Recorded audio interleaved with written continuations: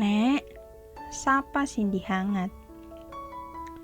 "Beliau yang akan kamu urus," kata Andre menjelaskan.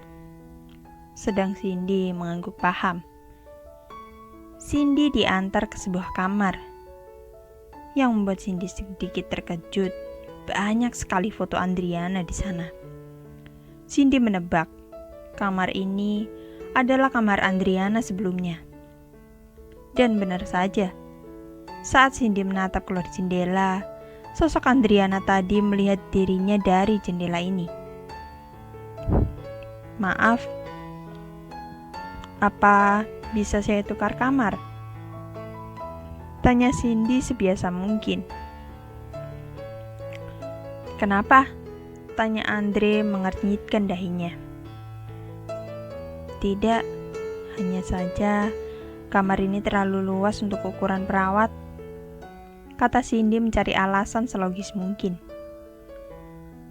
"Tidak ada kamar lain, maaf," kata Andre sebelum akhirnya Andre keluar dari kamar, meninggalkan Cindy seorang diri. Cindy mengamati setiap detail kamar. Bulu kuduknya sudah merinding sedari tadi, mengingat memori-memori dari sosok Andriana yang mengerikan. Namun disingkirkannya memori itu. Toh, dia kesini selain untuk bekerja, juga untuk membantu Andriana. Jadi pastilah Andriana paham dan tidak membiarkannya ketakutan. Tok tok tok. Cindy menatap ke arah pintu saat seseorang mengetuk pintu kamar. "Nenek," sapa Cindy ramah. Nenek itu menatapnya tajam, namun seakan susah untuk mengutarakan sesuatu. "Nenek kenapa? Butuh sesuatu?" tanya Cindy mulai mengerti. Sepertinya nenek memang mengalami gejala stroke yang membuatnya sulit berbicara. Namun tatapan nenek itu tak melunak, tetap tajam sembari menunjuk pintu keluar. "Ini nenek mengusir aku apa gimana?" tanya Cindy dalam hati. "Nenek mau jalan-jalan keluar ya?" tanya Cindy. Namun tatapan nenek itu seperti kesal, dan tangannya terus saja menunjuk ke arah pintu. "Nenek mau aku pergi ya?" tanya Cindy. Lalu nenek mengangguk. "Tak ada yang boleh pergi dari rumah ini," kata Andre tajam. Cindy mundur sedikit karena terkejut dengan perkataan tajam barusan.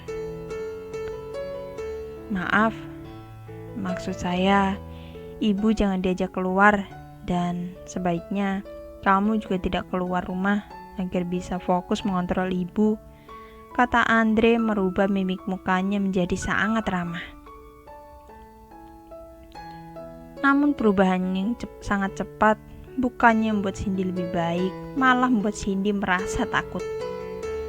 Jelas sekali, orang ini sangat berbahaya. "Iya Pak, saya akan menjaga ibu sebaik mungkin," kata Cindy mencoba setenang mungkin. "Sebaiknya kamu beristirahat. Saya mau menghabiskan waktu dengan ibu saya dulu. Nanti giliran kamu yang menjaga." "Nanti saya ada urusan sampai malam," kata Andre mendorong kursi roda menjauh dari kamar. Setelah Andre menjauh dari kamar, Cindy terduduk lemas di kasur, menahan badannya yang bergetar karena ketakutan. Lalu merasakan sesuatu duduk di sebelahnya. "Ini belum apa-apa, Sin.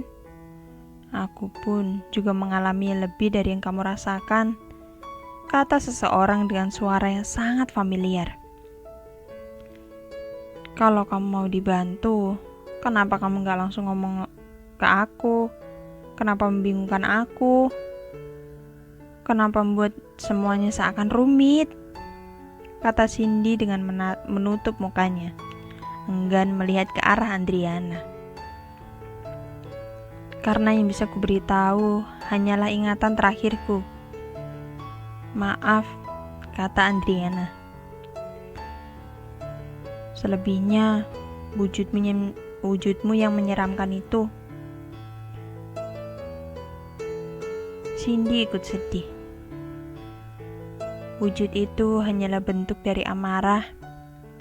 Jika tidak dalam keadaan marah, sebenarnya bisa saja aku menunjukkan wujud yang lebih baik, kata Andriana parau. Seperti sekarang? Tanya Cindy dengan masih menutup mata. Iya, jawab Andriana. Cindy melepas tangannya yang sedari tadi menutupi wajah. Dipandangnya sosok yang tengah duduk di sebelahnya yang juga menatapnya lekat. Degup jantung semakin kencang saat keduanya beradu tatap. Dipandangnya tubuh ringkih yang berbalut baju tanpa lengan sebatas lutut. Baju yang dikenakan Andriana saat pertemuan terakhir dengan Cindy. Matanya tak hentinya menangis. Masih sangat jelas wajah Andriana walau terlihat pucat pasi. Nah, kata Cindy parau. Aku hanya ingin pulang, Sin. Aku ingin keluargaku tahu. Aku ingin didoakan. Tolong aku, kata Andriana menangis. Cindy yang mendengar juga tak kalah tersayat hatinya. Melihat sahabatnya bernasib sedemikian rupa.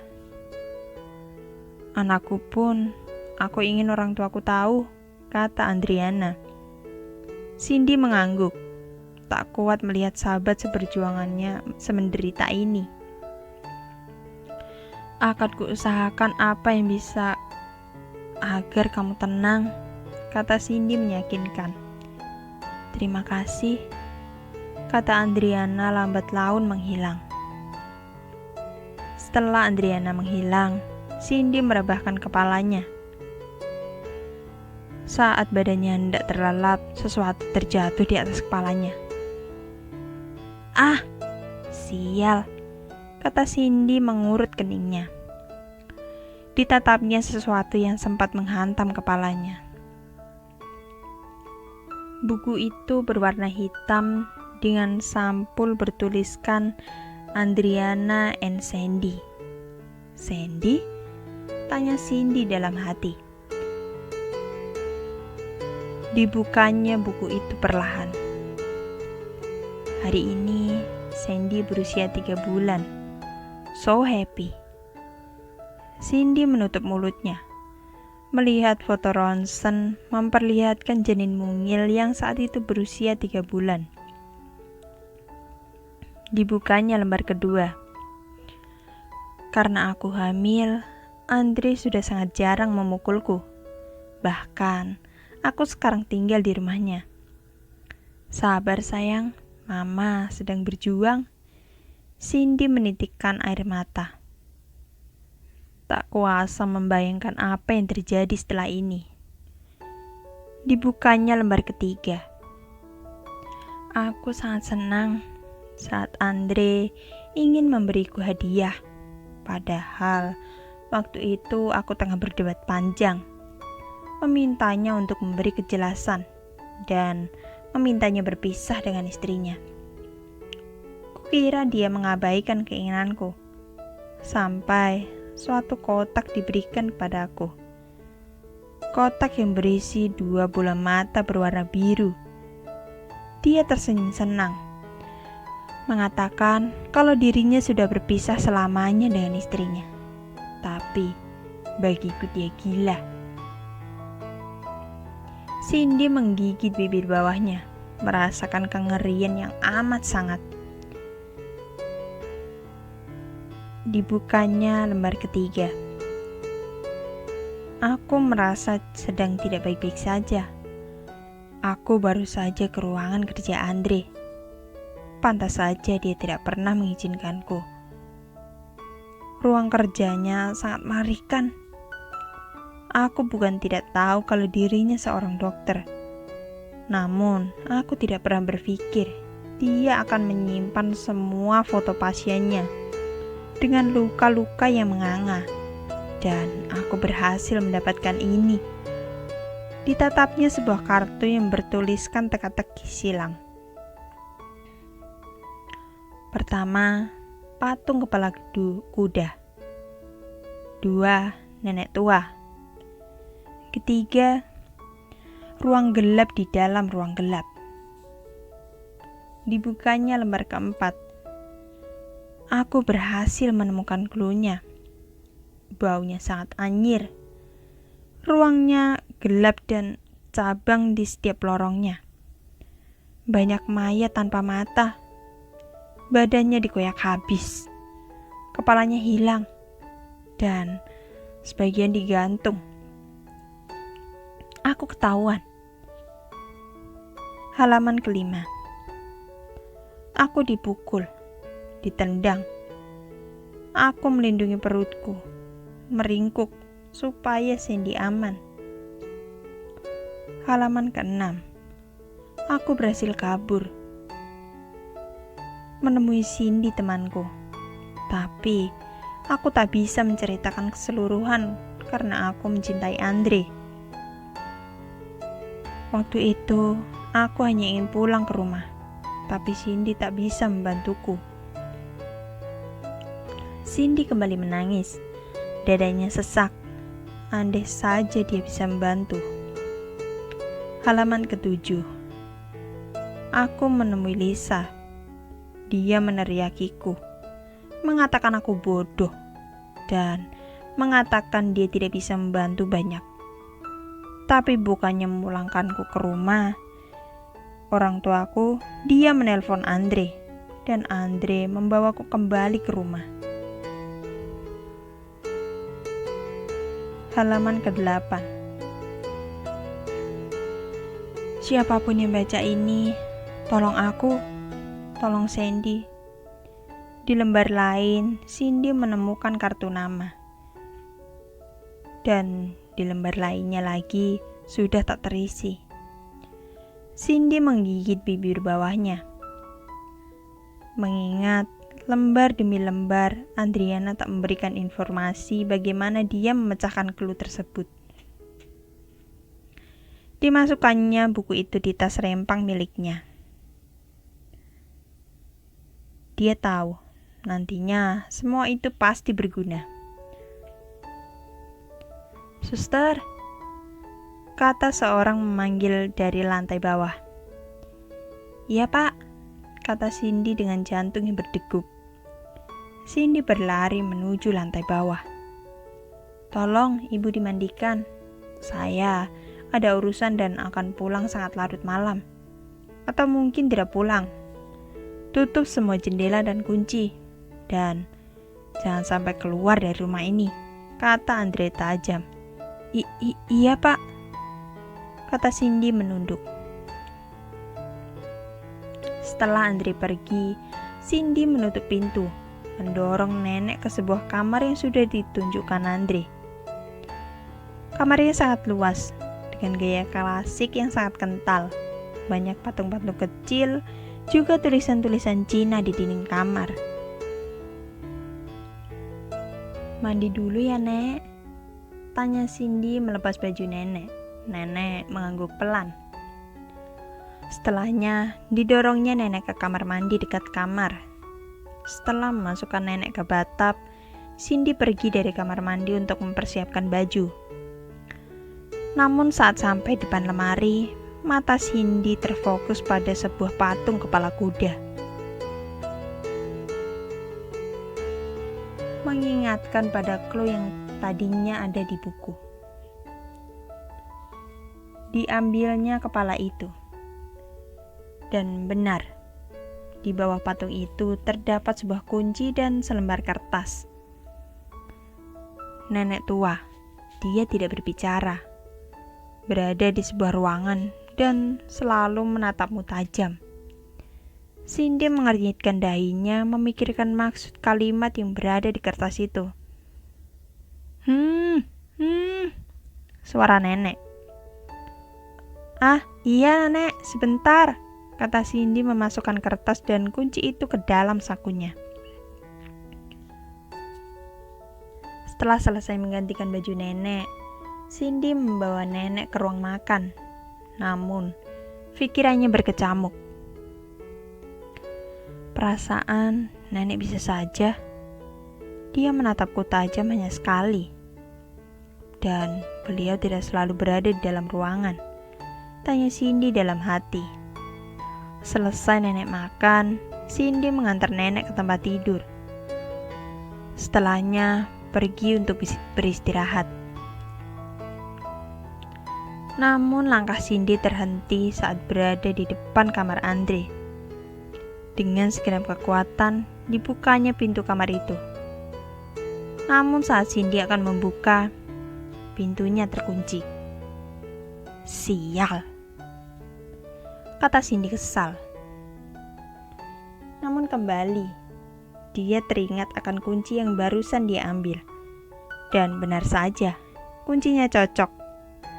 Dibukanya pintu itu dan ruangannya sangat gelap dan engap.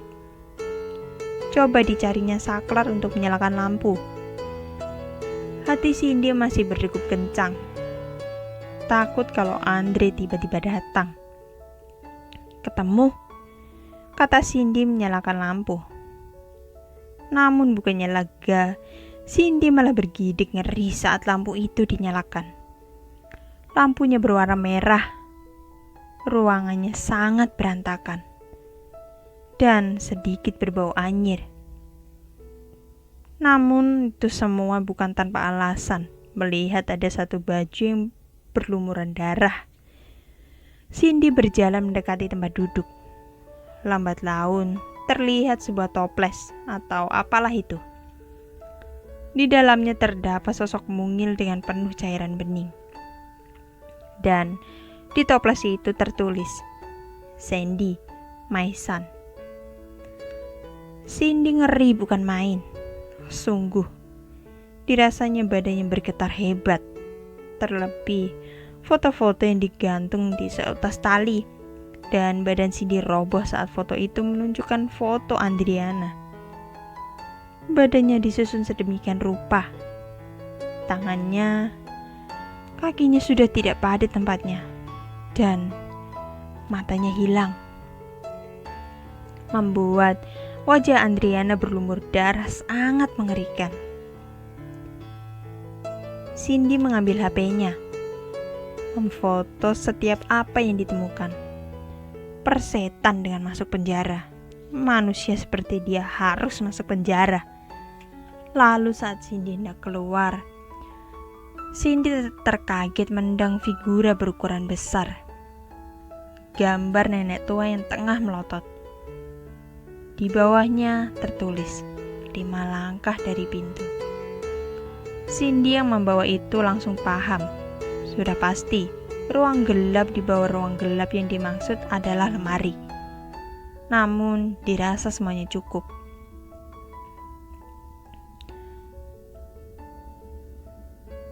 Maaf Andriana, aku tak bisa masuk ke sana dan membiarkan diriku mati sia-sia. Kamu tak menjelaskan jalan keluarnya, dan dengan masuk ke sana, aku tak akan bisa membantumu. Setelah keluar dari pintu, Cindy buru-buru masuk kamar, membawa tas rempangnya dan menuju pintu keluar. Cindy sudah memastikan semuanya. Semua data dirinya sudah ada di tas itu. Juga semua bukti yang dia punya. Saat di seperempat jalan, Cindy teringat kata Andriana saat dia meminta bantuan kepada Lisa. Enggan dilaporkan ke Andre, Cindy meminta taksi berhenti. Cindy duduk di depan kios, lalu kembali teringat kartu nama. Cindy berpikir, mungkin saja Andriana ingin ke sini, namun belum kesampaian. Akhirnya tanpa menunggu lama, Cindy menuju alamat tersebut. Rumahnya sangat besar, membuat Cindy sedikit ketakutan. Namun dibulatkan tekadnya. Cindy memasuki rumah itu dan mengetuknya pelan.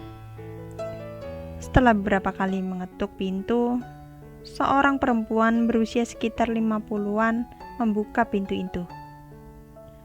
Pandangannya menaruh tanya, namun akhirnya mempersilahkan Cindy masuk. "Maaf, ada keperluan apa ya?" tanya perempuan itu. "Maaf, apa Anda mengenal Andriana?" tanya Cindy pelan. Perlahan, mimik wajah perempuan itu berubah. "Apa sesuatu terjadi padanya?" tanya perempuan itu. Cindy tak menjawab, namun menyodorkan sebuah buku dan HP-nya. Perempuan itu terkejut, namun ditenangkannya hatinya agar suara tak bergetar. "Dia pernah mencariku. Aku seorang psikolog. Namaku Amor," kata Amor Parau. "Dulu dia pernah berkonsultasi mengenai seseorang yang mempunyai kecenderungan melukai orang lain. Namun saya bilang, saya tidak bisa mendiagnosa seseorang hanya karena cerita. Kalau boleh saya ingin bertemu dengannya," kata saya waktu itu. Namun, keesokannya dia datang lagi dengan beberapa memar di tubuhnya dan mengatakan kalau sebelumnya seseorang itu berlaku baik. Kalau mendengar ceritanya, saya pikir dia memiliki ciri-ciri bipolar atau seseorang yang memiliki kepribadian ganda. Dan sedikit menduga kalau seseorang itu memiliki antisocial personal disorder atau gangguan kepribadian antisosial, yang dimana itu terdapat dari seorang psikopat. Namun, saat itu saya hanya menduga. Saya tidak jika sampai seperti ini. Ditambah korbannya bukan cuma satu. "Lalu, dokter bisa bantu saya?" tanya Cindy memelas. "Apa yang kamu mau?" tanya Amor. "Saya ingin dokter memasukkan dia ke rumah sakit jiwa." Amor mempertimbangkan. "Saya tidak janji, tapi saya usahakan. Kalau boleh, seseorang itu siapa?"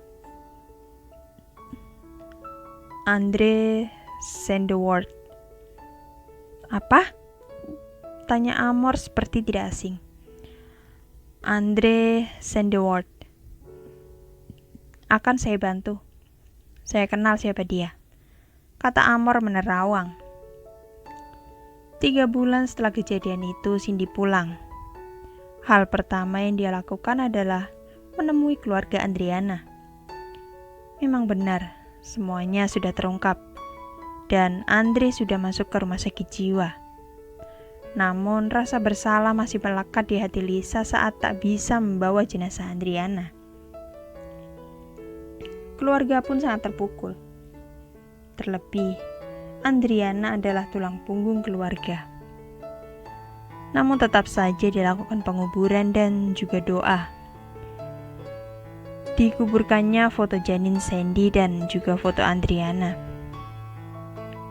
Dikuburkan juga dalam-dalam rasa benci pada orang yang telah membunuh keduanya. Untunglah semua keluarga mengikhlaskan dan menyerahkan semuanya kepada yang di atas. Nisan itu sendiri diberi nama Sandriana, nama dari janin dan ibunya. Lalu, samar-samar aku melihat sosok perempuan, wajahnya sangat cantik, bersih dengan tersenyum menunjukkan bayi bermata biru di gendongannya. Aku lega, sangat lega. Namun, sepertinya Lisa tidak. Setiap malam dia mengirim pesan berisi makian, atau selalu menceritakan tentang kepala yang ikut tidur bersamanya, rintihan bayi, dan masih banyak lagi. Tapi sekali lagi, aku tak mau tahu salahnya yang terlibat dengannya. Selalu mengirimkan terus-menerus TKI ilegal ke rumah Andre. Kalau saja Cindy bertahan lebih lama, sudah pasti dia akan jadi yang berikutnya. Kini Cindy menutup kisah itu dalam-dalam, membuka lembaran baru dan terus mendoakan Andrianya. Selesai.